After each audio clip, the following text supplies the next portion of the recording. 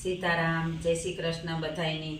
તો જો આપણી શ્રાવણ મહિનો પૂરો થયો, ભોળાનાથનો મહિનો પૂરો થયો અને આપણી ગજાનંદ ગણપતિ બાપાના અટાણે દિવસો ચાલુ થયા। તો 5 દી રાખે, બીજે બધે 10 દી કાંઈ રાખતા હોય, પણ આ પોરબંદરમાં તો 5 દી રાખે અને ઘેર ઘેરથી ફાળો લઈ જાય ને લતે લતે એક ગણપતિ હોય, એવડો મોટો ગણપતિ લેવે ને સરસ મજાની 5 દી સુધી તો એની પૂજા અર્ચના આખો લતો ભેરો થે ને એના ગુણગાન ગાવે અને પછી છેલ્લે દી જ્યારે વિસર્જન કરવાનું હોય ત્યારે એવા ભગવાનને નાખવાની મરજી કી થાય, પાણીમાં પધરાવવાની ને પાણીમાં એ રીતે પધરાવતા હોય કે જાણે પહેલાં પૂજતા હોય તારતા એ માને કે જાણે સાક્ષાત ભગવાન જ છે આપણે ઘેર, ને જ્યારે મૂર્તિ પાણીમાં પધરાવે તારતા કોઈ હાથ ભાંગતો હોય, કોઈ પગ ભાંગતો હોય એટલે ઉસાથી પાણીમાં નાખતા હોય ભગવાનની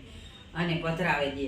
પણ ખરેખર આ ભગવાનની પધરાવાય નહીં, આપણે રીધી સીધી ઘરમાં રાખવી હોય તો એની ગણપતિજી આપણી ઘરમાં પૂજતા હોય, અથવા ગણેશ ચતુર્થીને દી લેવાય કોઈ પણ ગણપતિ અસલ મજાનો કે આપણી વર્ષો વર્ષ એની પૂજે હગીએ એવો।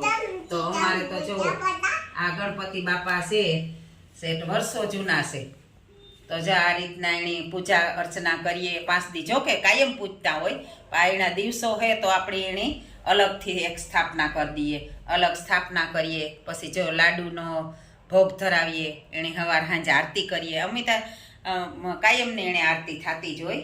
આર્યું જો આ ભોળાનાથનું સ્થાન છે, પછી ભોળાનાથનું છે આ સ્થાન છે, એ આપણી કાનાનું સ્થાન છે, અલગ અલગ બેયના આપણી જે એક જ ઘરમાં પરિવાર હામટા પરિવાર નો રહે હગીએ એ જ રીતે આ કાનાનો પરિવાર છે, પછી આ ભોળાનાથનો પરિવાર છે અને અટાણે આ ગણપતિ બાપાની સ્થાપના કીધી। તો ગણપતિ બાપાની કથા મેં એવી સાંભળી હતી કે એક આપણી ઋષિ મુનિ હોય, ભરદ્વાજ ઋષિ, ગોખીને કરી માતામાં આપણી જો ભગવાનની વાર્તા કરાવું તો ભરદ્વાજ ઋષિ હોય ને એની કીધું હોય ભગવાનની ગણપતિ બાપાની કે તું આપણી ભાગવતજી મહાભારત લખ, હા સોરી ભાગવતજી મહાભારત લખી। તો મહાભારત લખતા લખતા લખતા લખતા એને એટલો પરવેહો વળી જાય ભગવાનની ગણપતિ બાપાની કે પોતી લાલ ધૂમ થઈ જાય એકદમ, ને પરવેહો એકદમ એના શરીરમાંથી નીકળતો હોય।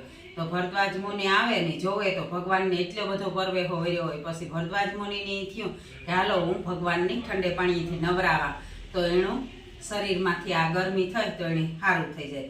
તો એ ભરદ્વાજ મુનિએ નવરાવે અને પાછી એની સ્થાપના હતી ન્યા બેહાડી દીધા।